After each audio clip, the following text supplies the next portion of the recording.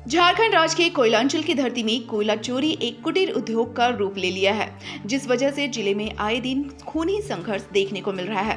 कहीं बमबाजी होती है तो कहीं गोलियों की तड़तड़ाहट की आवाज सुनाई देती है तो कहीं मजदूरों की मौत की खबर आती है। यह एक आम बात हो गई है। इन सब तमाम मुद्दों से संबंधित हमारे चैनल स्टार सिटी 24 के संवाददाता बहादुर राय ने मासस के केंद्रीय महासचिव हलधर महतो से की सीधी बात। देखिए स्टार सिटी 24 की विशेष रिपोर्ट। नमस्कार, जोहार। अभी मैं मासस के केंद्रीय महासचिव हलधर महतो जी के पास बैठा हूँ।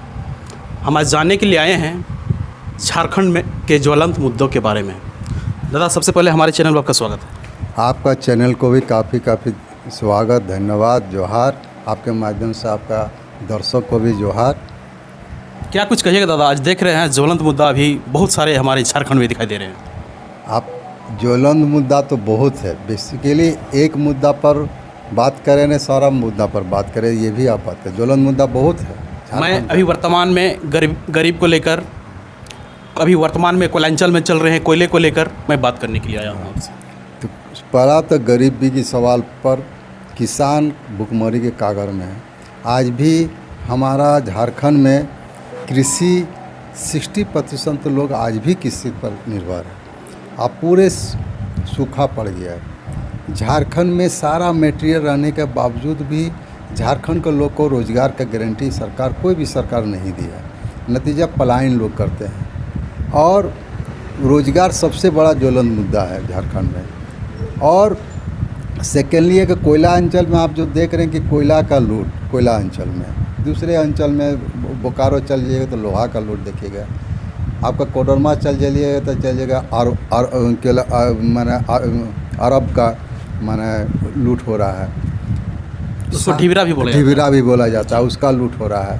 माने सारे जगह जो उद्योग है उसका लूट का दिखाई पड़ रहा है। किंतु उसका जो माफिया घराना है उस पर आज तक कोई कार्रवाई नहीं। जो संचालित करता है उस पर कोई अटैक नहीं करता। कोयलांचल में हम लोग देखते हैं जितना माफिया घराना है वो लोग एकदम कफिला पर कफिला चल रहा है, राइफल पर राइफल लेके चल रहा है, विदेशी हथियार लेके चल रहा है, निजी बॉडीगार्ड से ब्लैक कैट लेके चल रहा है। तो लोग न IAS है, न IPS है, न विधायक है, न संसद है, न क्या है, और उसको इतना ब्लैक कैट चल रहा है। तो इस पर कार्रवाई प्रशासन को करना चाहिए।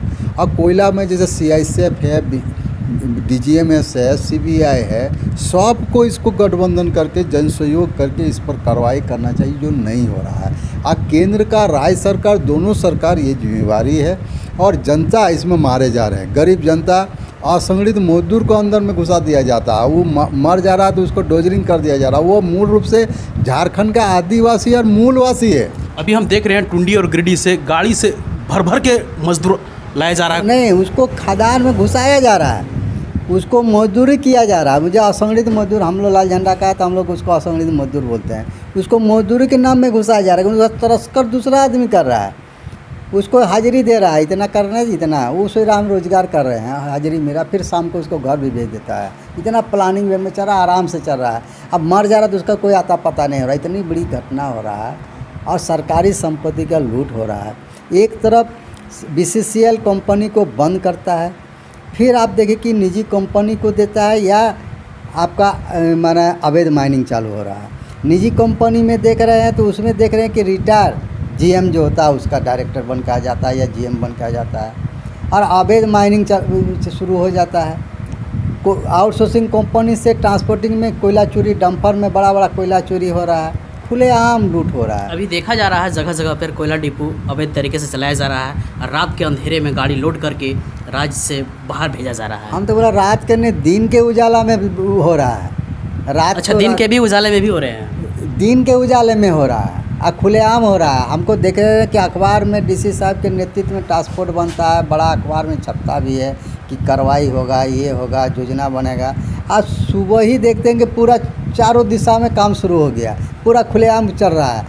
यानी माने वास करने के लिए बयान आता है, प्रैक्टिकल में कुछ नहीं हो रहा। हम चाहेंगे कि प्रशासन से भी आग्रह करेंगे कि जनसहयोग लेकर, यहाँ पर धनबाद का इतिहास रहा है, काला धरती बोलता है, कोयला अंचल का धरती है, क्रांतिकारी का भी धरती रहा है। मदन मोहन झा ने माफिया ट्रायल शुरू किया तो यहाँ का जन सहयोग किया।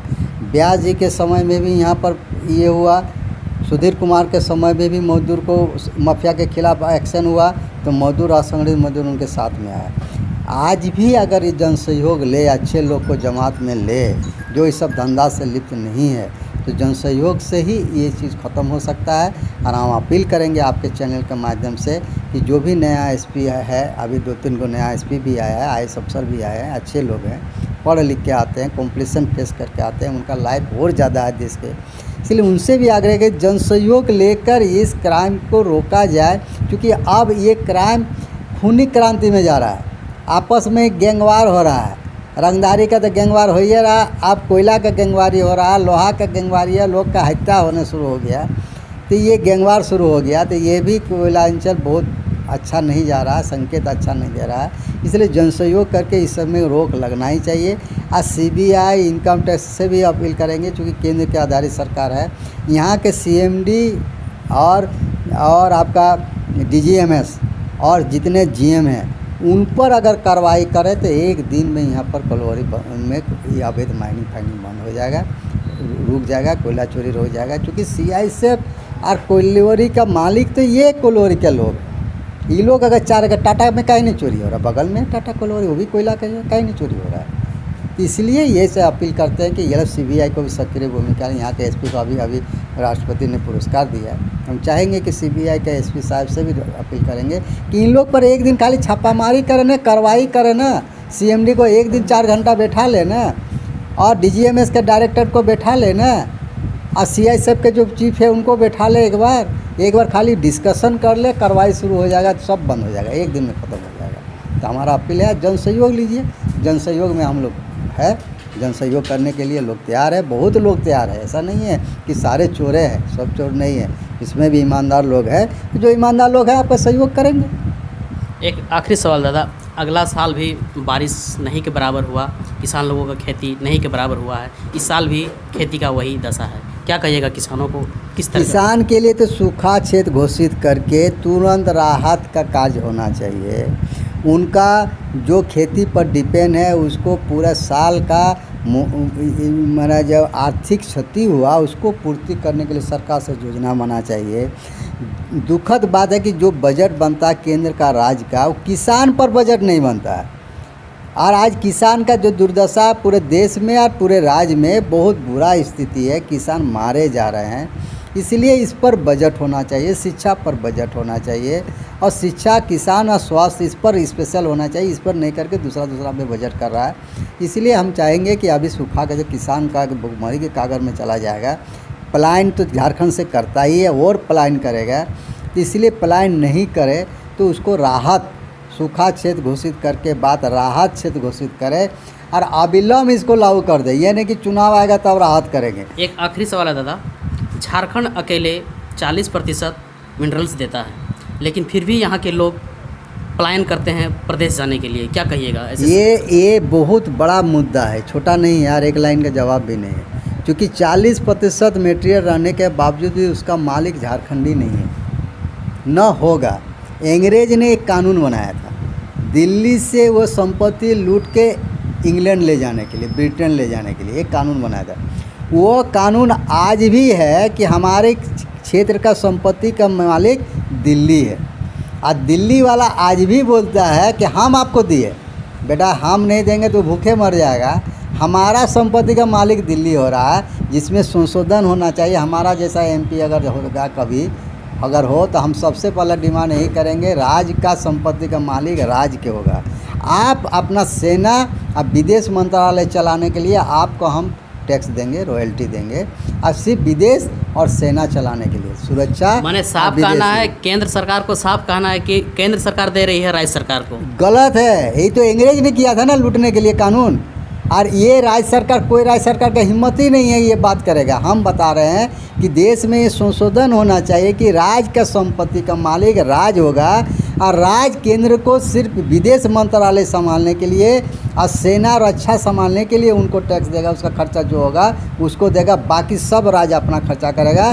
तो हम जापान से कॉन्टेस्ट कर सकते हैं, जापान में जो संपत्ति का भंडार है वो हमारा झारखंड है। जापान से तुलना हम कर सकते हैं। हम 2 साल में जापान बन जाएगा हमारा ये। तो ये थे हमारे साथ केंद्रीय महासचिव मासस के। तब तक के लिए बने रहे हमारे साथ। नमस्कार, जोहार।